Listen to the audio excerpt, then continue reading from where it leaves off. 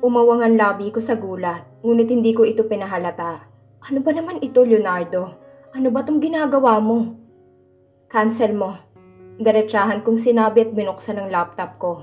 Hindi ko talaga alam kung ano ang plano ng lalaking ito pero iniinis niya ako. Ma'am, cancel mo lahat ng mga appointment ko sa kanya. Sinamaan ko ng tingin si Venice.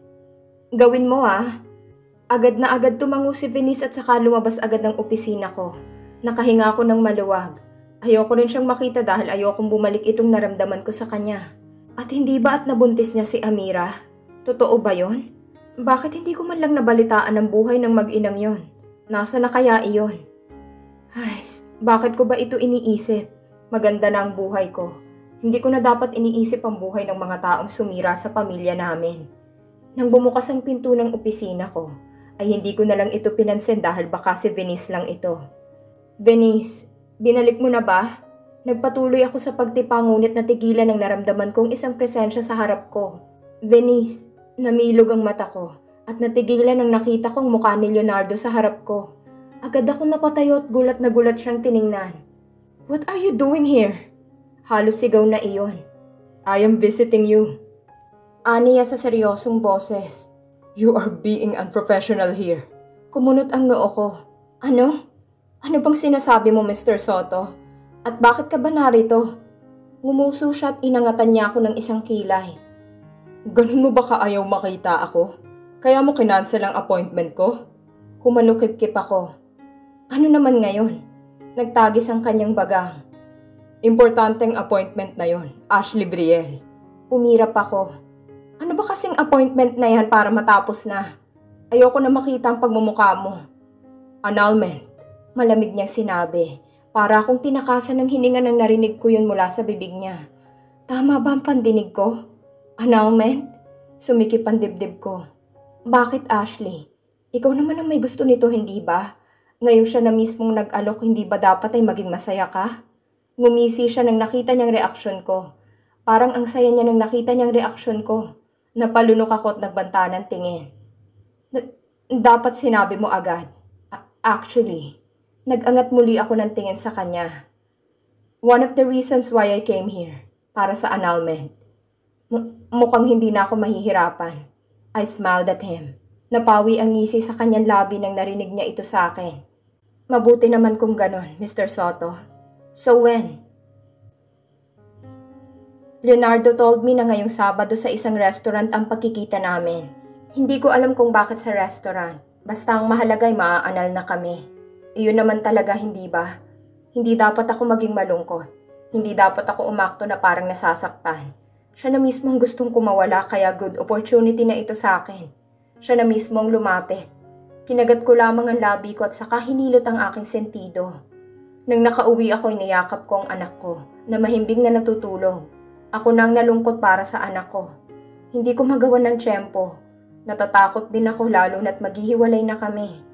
Anak, sana mapatawad mo ako sa gagawin ko. Bulong ko sa natutulog kong anak sabay halik sa kanyang pisngi. Marami nang nangyari at batid ko rin na hindi na katulad ng dati ang lahat. Marami nang nangyari at lahat kami ay naapektuhan. Tumayo ako at nagtungo sa Teresa. Gabing-gabi na at sobrang ganda ng gabi. Kitang-kita kong maliwanag na mga bituin sa kalangitan at ang maliwanag na buwan. Habang nakatanaw ako roon, naisip ko muli si Leonardo. Paano kung hindi ko siya nakilala? Paano kung hindi tumibok ng mabilis ang puso ko sa kanya nang ikinasal kami? Hindi kaya ako masasaktan? Kung hindi ko tinanggap ang offer ni Papa noon pa man, baka marami nang nangyari. Hindi maipagamot si nanay at mas lalong hindi ko rin malalaman na ako palang tunay na anak.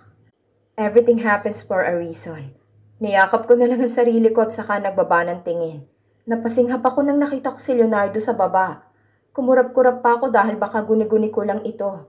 Pero hindi. Siya talagang nasa baba. Anong ginagawa niya rito? At pinalingan ko ang anak ko na payapang natutulog. Bigla akong kinabahan. Hindi ko alam kung kanina pa ba siya riyan. At hindi man lang siya hinarangan ng mga bodyguard. Kumirot ang puso ko at saka nag-iwas na ng tingin sa kanya. Kinagat kong ibabang labi ko at saka bumalik na sa loob. Kung ano man ang rason ng kanyang pagpunta rito, wala na dapat akong pakialam nun. Bali wala na sa akin iyon. Kinabukasan ay naghanda ako sa aking pag-alis. Sabado na kasi ngayon at ngayon ang pagkikita namin ni Leonardo. Hindi ko na kailangan magpaganda para sa kanya. Dapat lang na maging formal itong pagkikita namin dahil maghihiwalay na kami. Mommy, can I go with you? Natigilan ako sa paglalagay ng hikaw sa aking tenga nang hinawakan ni Shelo ang laylayan ng damit ko. Napanguso ako at nagbaba ng tingin sa kanya.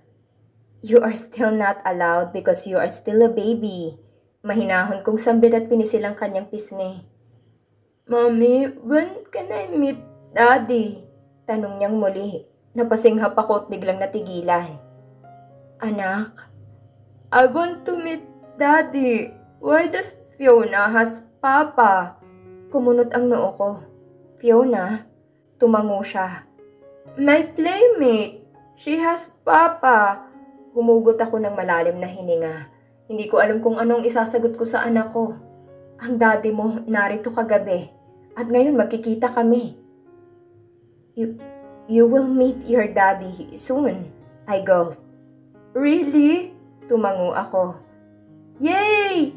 At tumakbo siya patungo sa yaya niya. Nanlumo ako nang nakalayo na ang anak ko sa akin. Kinagat kong ibabang labi ko at saka naglagay na ng hikaw sa tenga ko. Huminga ako ng malalim at tiningnan ang sarili sa salamin. Kaya mo to, Ashley, sabi ko sa sarili ko. Hinatid ako ng driver ko sa isang mamahaling restaurant. Malawak ito at malapit lang sa dagat. Umawang ang labi ko na naalala kong lugar na ito. Napalunok ako at nagdalawang isip na humakbang. Ashley, humakbang ka na para matapos na ang lahat. Nagpapadyak ako dahil sa sobrang pagdadalawang isip. Dala-dala kong mamahaling bag ko at ayos na ayos pa talaga ako para sa appointment na to. Huminga muli ako ng malalim at saka pumasok na sa loob. Unang bumungad sa akin ng sweet music na nagpapa-awkward sa lugar. Hindi naman kasi ako narito para makipag-date. Hindi ko alam kung bakit dito niya pinili na lugar. Peste niya talaga eh. Hinanap ko kung saan nakaupo si Leonardo at nang nakita ko siya ay agad-agad akong lumapit. Good morning. Bati niya at saka tumayo. Umatras ako nang pinaghila niya ako ng upuan. Hindi ako sumagot sa kanyang pagbati. At saka umupo na lamang sa upuang inilahad niya sa akin. So, tinaasan ko siya ng kilay. Napansin ko na bihis siya ngayon. Nasaan ang kasama natin? Hindi ba sabi mo may abogado ka? Natawa siya at saka kinuha ang menu. Darating din yun. Sa ngayon pumili ka muna ng gusto mong kainin. My treat.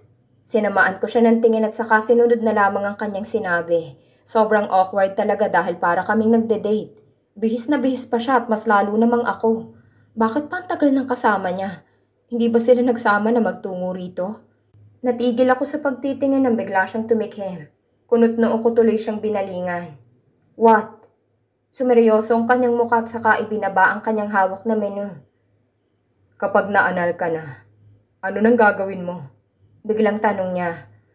Nagkatinginan kami at ramdam na ramdam ko ang tensyon sa aming dalawa. Ako ang naunang nag-iwas ng tingin at saka tumikhim. Babalik ako sa abroad. Sabi ko at saka ipinaling ang tingin sa menu. What about your papa's business? Iiwan mo? Sinulyapan ko siya saglit at saka ibinalik ang tingin sa menu. Hindi ko iiwan. Kaya ko namang patakbuhin kahit nasa malayo ako. I've done that while I was in abroad. As if it is that easy. Narinig kong bulong niya. Sinarado kong menu at inilapag sa lamesa. Inayos kong upo ko at saka tiningnan siya. Of course, it's not that easy. Pag-amin ko. Marami akong ginawa para lang maging deserving ako sa posisyon na meron ako ngayon. Hindi ko naman kinuha agad dahil nag-aaral ako. Pero mas maganda kung narito ka. Tinaasan ko siya ng kilay. Bakit feel ko parang ayaw mo akong paalisin? He leaned closer. Bakit ka pa aalis? Kapag hiwalay na tayo, wala na rin tayong connection sa isa't isa. We will cut ties as well as the business. Kung gusto ko ngang umalis, giit ko at dinilatan ko siya ng mata. Paki mo ba? Umalakak siya at saka inangat ang braso niya. Easy, we will not fight. Inis akong bumuga ng hangin. Sabihin mo nga sa kasama mo na huwag siyang papiling espesyal.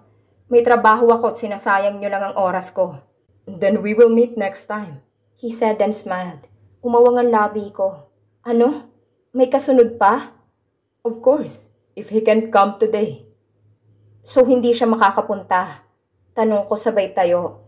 Kung ganun wala nang saysayang pagkikita na ito. Sinasayang niyo lang ang oras ko. Akmang tatalikod na sana ako nang bigla niyang hinawakan ng palapulsuhan ko. Napasinghap ako at gulat siya na binalingan. Namumungay ang kanyang mata habang nakahawak siya sa akin. Naibaba ko ang tingin ko roon at nang napagtanto niya ang kanyang ginawa ay binitawan niya ako at umayos ng upo. Huwag ka munang umalis, sambit niya. Ha?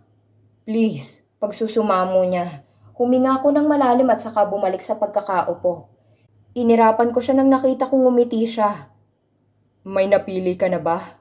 Natatawa niyang sinabi dahil hanggang ngayon busangot pa rin ang mukha ko. Wala, matabang kong sinabi at umirap. Sige, ako na lang ang bahala. Nag-angat siya ng kamay. Waiter! Bumuga ako ng hangin at saka nag-iwas na lamang ako ng tingin. Now what? Mukha na kaming nagde-date. Leonardo looks mature now. Hindi man sa itsura pero siguro sa pag-iisip. Napansin ko rin na parang nag-iingat na siya sa kanyang galaw. Ano nga ba ang nangyari kay Leonardo sa nakalipas na 4 na taon? I hope you like the food, he said. You also like to drink wine? Hindi ako sumagot at saka subo lang ng subo. Natawa siya nang napansin niya na parang nagmamadali ako. Of course, sino bang gustong makasama ang lalaking ito na parang wala lang nangyari rate? Hindi ako bitter, pero hindi na dapat kami nagkikita ng ganito. You sure are a fast eater, huh? Or you are just excited to get off my sight? Mapait niyang sinabi. Natigil ako at kinuha ang tubig sa tabi nang naubo ako. Nakita ko ang pagtayo niya at paglapit niya sa akin. Napasinghap ako nang umupo siya upang magka-level ang mukha namin. At saka kumuha ng tissue. Siya na mismo nagpunas sa tubig na lumabas sa bibig ko at kanin. Nagulat ako sa kanyang ginawa. Kaya saglit akong napatitig sa kanya. Leonardo. Hinay-hinay lang kasi. Aniya sabay ngiti sa akin. Alam ko naman na gusto mo nang umalis sa harap ko. Pero mag-ingat ka naman. Basa na tuloy ang damit mo. Ha? Umawang ang labi ko at saka nagbaba ng tingin sa aking damit. Napangiwi ako nang nabasa nga ang damit ko. Ang dugyot-dugyot ko na. Kaya ko. Ako na. Kinuha ko ang tissue sa kamay niya. At ako nang nagpuna sa aking sarili. Hindi niya na dapat ito ginagawa dahil maghihiwalay na kami. Pinunasan ko ng paulit-ulit ang aking sarili habang si Leonardo ay nakayuko na sa gilid ko. Kinagat kong ibabang labi ko at saka binalingan siya.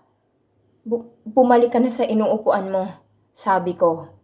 Okay lang ako. Kumirot ang puso ko nang nanatili pa rin siyang nakayuko sa gilid ko. Leonardo, hinawakan ko ang kanyang balikat. Ayos ka lang? Bigla akong kinabahan. Nagulat ako nang kinuha niya ang kamay niya at inilagay sa kanyang labi. Leonardo! Tumayo ako at saka hinila ang kamay ko papalayo sa kanya. Hindi ko alam kung ano nangyayari sa'yo. Hindi ako narito para lang makipaglaro sa'yo. Nag-angat siya ng tingin sa akin. Do you want me to kneel in front of you? Namilog ang mata ko dahil sa kanyang sinabi. Ano? Nanubig ang kanyang mata. Do you want me to kiss your feet? Leonardo! Bigla akong nataranta. Just take me back. Pagsusumamo niya, tuluyan ng tumulo ang luha sa kanyang mata. Take me with you, Ashley. Just take me with you. Tumulo ang luha sa aking mata. Leonardo, ano bang kalokohang to? May darating ba talaga? Umiling siya at yumuko. Hindi ako sang-ayon sa annulment. I never did. I just want to have a day with you, Ashley. Napasinghap ako. Bumilis ang tibok ng puso ko. Ashley. Leonardo, akala mo ba ganun kadali ang lahat? Nanginig ang boses ko. Isa lang ang intensyon ko. At yun ay ang tuluyang mawala ng bisa ang kasal natin. 4 na taon, Leonardo. At okay na ako. Hindi ko na kailangan ng lalaki sa buhay ko. Ashley, if you just listen. Sabi ko nga, napapatawad na kita. Pagputol ko sa kanya. Matagal na yon at naghihilom ng sugat sa puso ko. Ilang buwan lang naman tayong nagsama. Hindi naman ilang taon, Leonardo. Kaya hindi sayang. Walang sayang. Kasi ikaw naman mismong sumira sa masaya nating pamumuhay noon. At ngayon kung wala ka nang sasabihin, aalis na ako. Marami pa akong gagawin at may naghihintay sa akin. Tiningnan ko siya saglit bago ako naglakad palabas ng restaurant. Kinagat kong ibabang labi ko at agad-agad sumakay sa loob ng sasakyan. Doon sa loob, iyak ako ng iyak. Bakit ba siya ganun? Anong akala niya? Babalikan lahat sa dati? Umaasa ba siya na babalik ako sa kanya na parang wala lang nangyari? Kinuyom kong kamaukot sinenyasan ng driver na magmaneho na. Nang nakauwi ako'y nagmukmuk ako sa kwarto. Tulala ako habang nakatitig sa kisame habang nakahiga. Wala akong kinausap at mabuti naman ay binigyan ako ng oras ni nanay para sa aking sarili. Hindi niya alam na nakipagkita ako kay Leonardo kanina. At yun nga, nauto niya ako. Dapat bang kiligin ako kasi nauto niya ako? Akala ko magiging madali ang lahat. Dahil sa siya mismong nag-alok. Pero hindi pala talaga. Ayaw niyang makipaghiwalay. Tumulo muli ang luha sa aking mata. Ano ba talaga, Leonardo? Naitanong ko na lang sa aking sarili. Bakit ka umasta na parang wala lang nangyari? Gusto mo bang ipaalala ko pa sa'yo yung noon? Bumangon ako sa pagkakahiga at kinuha ang unan. Niyakap ko ito at saka mahinang umiyak. Akala ko'y tatantanan na ako ni Leonardo matapos ang nangyari, pero nagkamali ako. Sa nagdaang araw, walang araw na hindi niya ako binibigyan ng bouquet ng pulang rosas. Halos lahat ng bigay niya ay napunta lang sa sekretarya ko. Sinabi ko na ayaw ko nang tumanggap pero tinanggap niya pa rin. Ma'am, lunch niyo po. Sa'yo na yan, pagputol ko. Ma'am, hindi naman po galing sa asawa niyo po. Natigilan ako at nag-angat ako ng tingin sa kanya. Ha? Galing po sa magulang ni Mr. Soto. Sa katunayan ay narito sila upang makipagkita po sa inyo. Nalaglagang pangako at nagmamadaling tumayo. Hindi ko alam kung bakit pero bigla akong kinakabahan. Kung narito sila, ito ang unang pagkakataong makikita ko sila muli pagkatapos ng ilang taon. Kinagat ko ang aking labi at saka tinanggap ang lunch na bigay nila sa akin. Kinagat ko ang labi ko at saka kinuhang sticky note. Ashley, eat your lunch. I cooked it. Ngumuso ako at mas lalo lamang na guilty. Bumuga na lamang ako ng hangin at saka sinenyasan si Venice na papasukin sila sa opisina ko. It's nice to see you again, Iha. Ngumiti si Tita Rupa sa akin at saka niyakap ako. Ikaw din po. Balik kong sinabi at saka inaya sila na maupo sa malaking sofa na narito sa opisina ko. Inutusan ko rin si Venice na kumuha ng merienda. Biglaan ang kanilang pagpunta rito kaya hindi ako nakahanda. Umupo ako sa tapat nila. May kailangan po ba kayo? Nag-aalinlangan ko na tanong. Tahimik lang si Tito Antonio sa gilid ni Tita Rupa. Parang napilitan pa yata siyang nagtungo rito samantalang si Tita Rupa naman ay nakangiti sa akin. Masama bang bisitahin ang aking daughter-in-law? Napasinghap ako at humigpit ang kapit ko sa damit ko. Tumawa siya muli at saka ininom ang kape na hinanda ni Venice para sa kanila. Tita, alam mong miss na kita, lalo na ang anak ko. Nangungulila sa'yo. Masaya ako na nakabalik ka na sa Amado.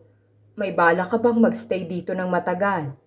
Halos hindi ako makapagsalita dahil sa sobrang daldal niya. 1 buwan lang po ako rito.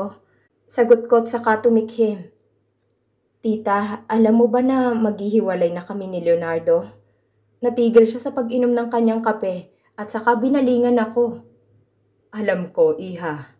Binaba niya ang tasa sa lamesa at saka umayos ng upo. Alam mo ba na mahal ka ng anak ko? Kumirot ang puso ko ngunit hindi ako nagsalita. Hinihintay niya ang pagbalik mo.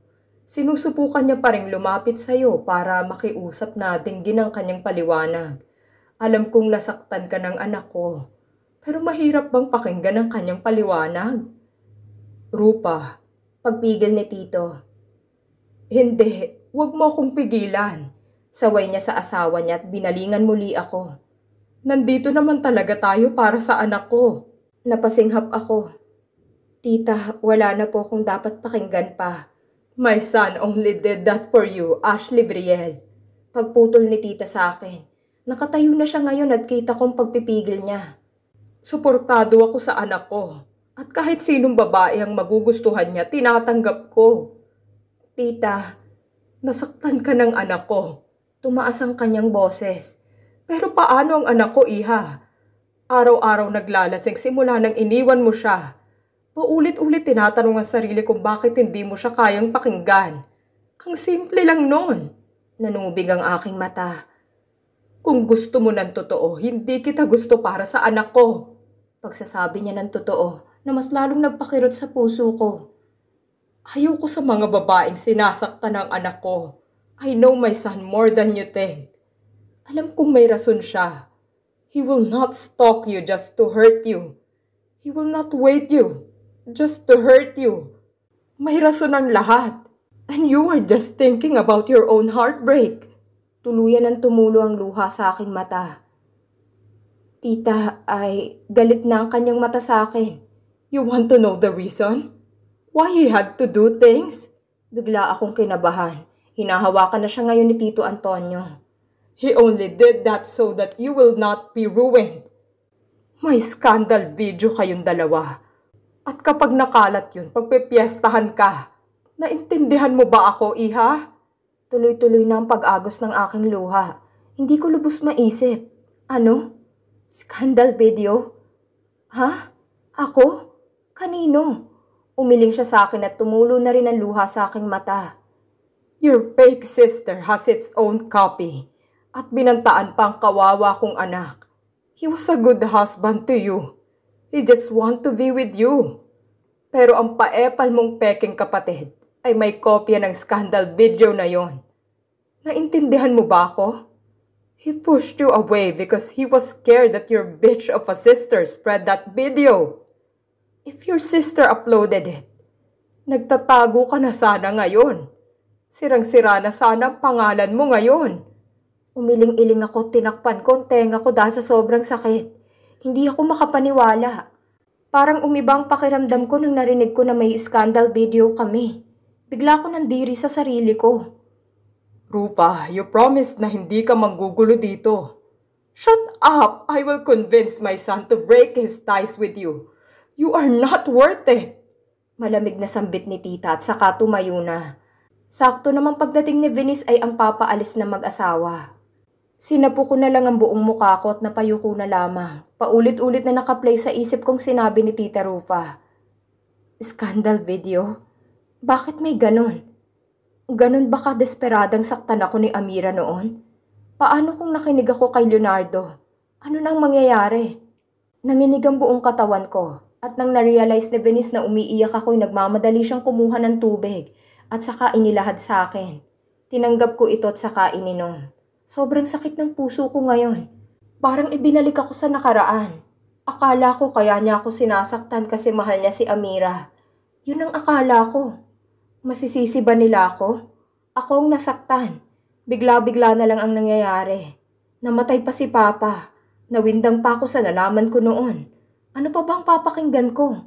Humagulgol ako at yumakap ako kay Venice na walang paalam. Ngayon alam ko na. Mas lalo ko lang gustong makipaghiwalay sa kanya. Hindi dahil ayoko na sa kanya, kundi dahil hindi ko siya deserve. Tama si Tita Rupa. Kaya hihiwalayan ko na siya para makalaya na siya. Kung may kasalanan din ako kasi hindi ako nakinig. He only did that because he didn't want to spread the scandal video that we had. Wala siyang ibang rason kundi yun lang. Ang sakit pala. Mag-iiba kaya kapag nakinig ako? Paano pa ako makinig sa oras na yun? Nalaman ko na lang nabuntis si Amira at hindi ko nga alam kung siya ba talaga ang ama. Ngayon wala akong balita. Nababaliw na ako. Gusto ko na lang umuwi at matulog magdamag. Hindi ko na kayang manatili pa rito. Hindi ako pumasok sa sumunod na araw. Nagmukmok lang ako sa kwarto ko. Hindi ko kayang pumasok. Hindi ko kayang magpakita sa lahat. Nawalan ako ng gana. Nabalitaan ko rin mula kay nanay na magpo-pull out daw ang mga soto. Tumangulang ako kasi sino ba naman ako para't pigilan sila. Kung iyon ang desisyon nila, respeto ko na lang. Wala na rin akong natanggap na bulaklak galing kay Leonardo. At ang tanging inaasahan ko na lang ay ang padalahan ako ng annulment paper. Ang gaga ko pala. Suminghot ako at saka nagtakip muli ng kumot. Kahit ang anak ko hindi ko kayang kausapin. Masyado akong nagulat sa nalaman at sinisisi ko na naman ang sarili ko. Malapit na ang anniversary at natatakot ako na baka iiyak lang ako sa harap nila. May mga nagtungo na rin dito ng mga designer para papiliin ako ng kung anong gown ang gusto ko. Naka-customize rin ng mask para sa akin. Gusto ko nang tapusin ang lahat para makaalis na ako sa Amado. Sa galit ng mga soto, lalo na kay Tita Rufa. Parang wala na akong kapal na mukha upang harapin siya muli. Mommy? Napasinghap ako't agad-agad na bumangon. Binalingan ko ang anak ko na nasa may pinto. Nag-aalinlangan na pumasok. Shelo, ngumiti ako sa kanya. Come here. Are you still sad, Mommy? Umiling ako at saka sinenyasan siyang lumapit. Of course not. Your mommy is not sad. I'm just tired from work. Ngumuso siya at saka unti-unting lumapit. But Lala told me that you didn't go to work. Natawa ko. At saka nang nakalapit siya, iniyakap ko siya ng mahigpit. Mommy, when can I meet Daddy? Kumirot muli ang puso ko. Anak, pinatong ko ang chin ko sa ulo niya. Do you really want to meet your dad? Tumango ang anak ko. I want to meet him, Mommy. Tumulo muli ang luha ko sa aking mata. But can you promise me one thing? If you finally meet your dad, come back to me. Natatakot ako na baka masyadong mawili ang anak ko kapag nagkita sila at mapagdesisyonan niyang sumama kay Leonardo. Mommy, are you crying? Tiningala ko ang anak ko. Bago pa man niya makita ay pinalis ko ng luha sa aking mata. Of course not. Pinapangako ko na magkikita kayo ng daddy mo pagkatapos ng anniversary. Yay! Napangiti na lamang ako nang nakita ko na masaya ang anak ko. Kapag talaga nakita ko siya nang umingiti ay nababawasan ang bigat na nararamdaman ko.